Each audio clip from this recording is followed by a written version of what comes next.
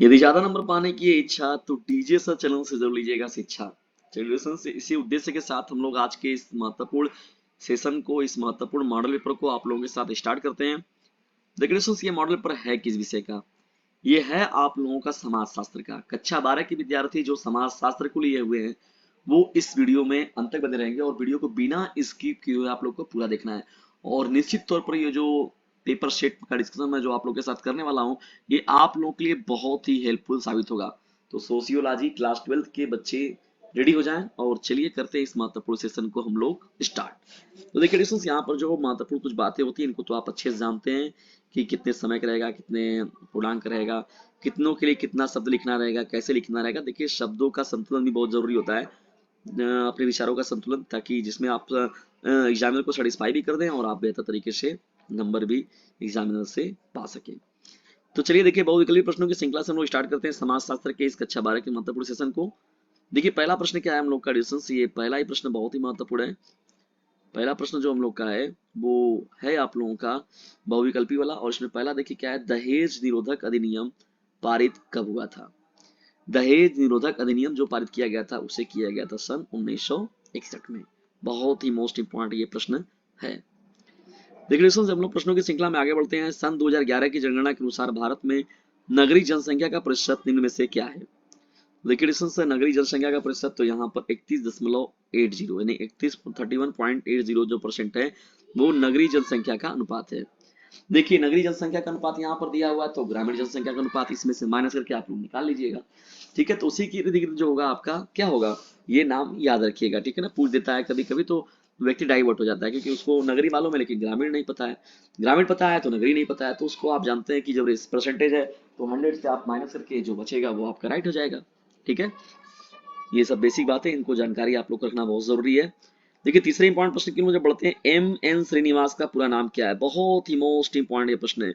M N Srinivas का पूरा नाम क्या है? बहुत बार पूछा जाने वाला।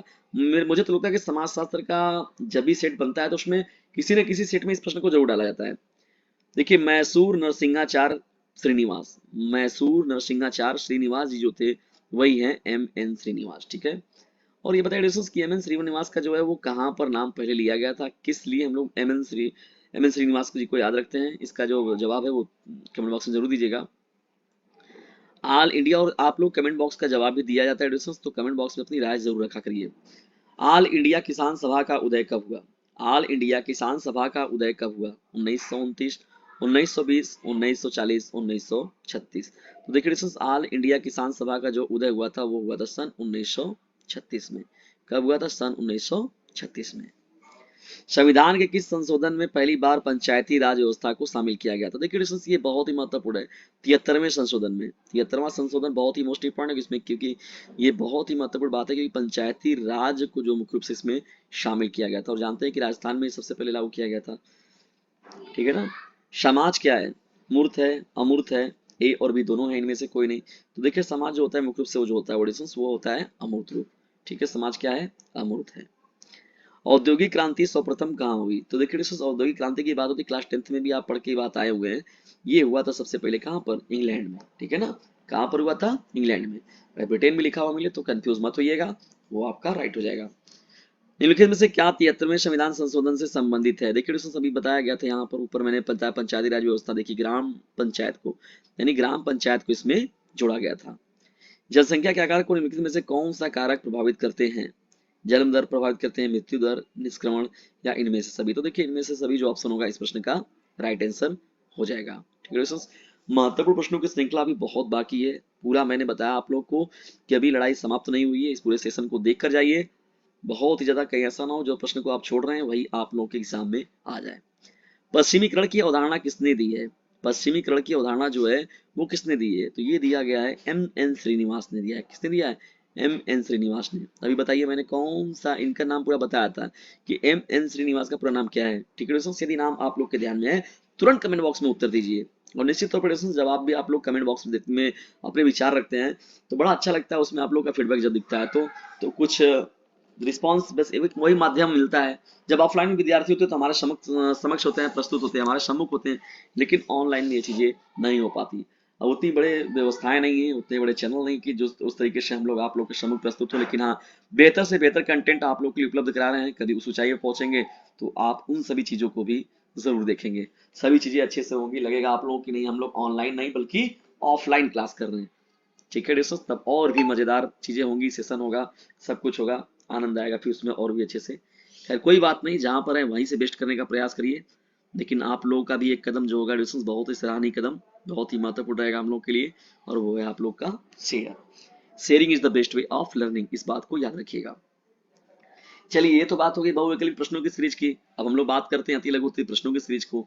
देखिए दोस्तों इन प्रश्नों को देख कर ही जाइएगा। देखिए 11 से लेकर आप लोग का जो 20 प्रश्न है, 20वां प्रश्न तक, ये है आप लोगों को कौन से प्रश्न, अति लघु उत्तरीय प्रश्नों की ये सीरीज लगी हुई है, बिल्डिंग लगी हुई है।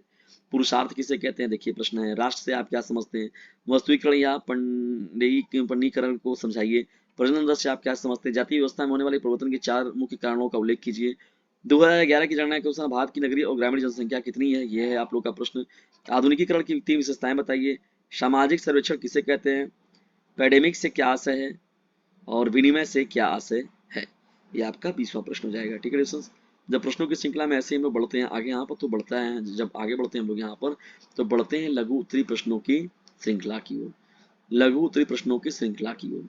ठीक है, 21वां प्रश्न हो गया आपका, 22वां हो गया, 23वां हो गया, 24वां हो गया, 25वां हो गया और 26वां। तो ये सभी सभी जो प्रश्न है वो लघु उत्तरीय प्रश्न है। ठीक है दोस्तों, और प्रश्नों को तो आप देख रहे हैं, स्क्रीनशॉट मार के रख लीजिए, इन प्रश्नों को कर लीजिए इसे अच्छे से तैयार। और यदि जिन प्रश्नों में आपको दिक्कत होता है डिस्टेंस, मैंने समाज शास्त्र पर भी कम से कम अपने 50 से 60 लेक्चर ऑलरेडी प्रोवाइड कर रखे हैं मैंने, उनको यदि आप लोग देख लेंगे डिस्टेंस, तो निश्चित तौर पर आप लोगों के दिमाग में से समाज शास्त्र विषय का डर एकदम निकल जाएगा, और आप लोग भविष्य में जो है अपने इस विषय में बहुत ही बेस्ट करेंगे। ठीक है दोस्तों, तो स्टडी उसका एविडेंस को अपने अगर बरकरार रखना चाहते हैं तो डीजे सर चैनल के उस प्लेलिस्ट को आप लोग जरूर देखिएगा। चलिए विस्तृत उत्तरीय प्रश्नों की श्रृंखला को भी देख लेते हैं दोस्तों। यहाँ पर देखिए विस्तृत उत्तरीय प्रश्न जो है, मृत्यु दर और जन्म दर का क्या अर्थ होता है, कारण स्पष्ट कीजिए। कि जन्म दर में गिरावट अपेक्षाकृत धीमी गति से क्यों आती है, जबकि मृत्यु दर बहुत तेजी से गिरती है। ठीक है, ये प्रश्न है आपका। अथवा में इसके देखिए क्या है, मातृवंशी परिवार से आप क्या समझते हैं। सामाजिक स्थिरीकरण किसे कहते हैं, इसकी प्रमुख विशेषताएं बताइए। सांप्रदायिकता निवारण के लिए सुझाव दीजिए। ये 28वें का अथवा प्रश्न है। देखिए अथवा मिलता है तो बड़ा जबरदस्त होता है, उस पर एक बार ध्यान से चर्चा कर लिया करिए, किस पर आप बेहतर तरीके से लिख सकते हैं, तो उसी प्रश्न का चुनाव किया करिए। सामाजिक स्थिरीकरण किसे कहते हैं, इसकी प्रमुख विशेषताएं बताइए, अथवा सांप्रदायिकता निवारण के लिए 2 सुझाव दीजिए। परिवार द्वारा किए जाने वाले कार्यों का संक्षेप में वर्णन करना है। जाति विषमता की बात हो गई, बाद में दहेज व्यवस्था के विकृत परिणामों के बारे में बताना है। स्त्रियों की समानता और अधिकारों के लिए किए गए कुछ प्रमुख प्रयासों का विस्तृत वर्णन कीजिए। ठीक है दोस्तों, 7वां प्रश्न है आप लोगों की, 29वां प्रश्न हो जाएगा। तो इस तरीके से रहा आप लोगों का सीरीज। ठीक है दोस्तों, तो ये आज का महत्वपूर्ण मॉडल पेपर समाजशास्त्र कक्षा 12 के विद्यार्थियों के लिए कैसा लगा, कमेंट बॉक्स में जरूर बताइएगा। और यदि वीडियो थोड़ा सा भी हेल्पफुल लगा तो इसे लाइक करें, शेयर करें, और चैनल पर नए चैनल को सब्सक्राइब करना बिल्कुल भी ना भूलिएगा। और याद रखिएगा यदि ज्यादा नंबर पाने की इच्छा तो डीजे सर चैनल से जरूर लीजिएगा शिक्षा। खुद भी लाभ उठाइए इस चैनल का, और लोगों को भी लाभान्वित कीजिए अपने इस चैनल से जिसका नाम है डीजे सर। जाइए फटाक से इसे कर दीजिए अपने क्लासमेट पर शेयर, क्योंकि बोर्ड एग्जामिनेशन है आप सभी लोगों के नियर।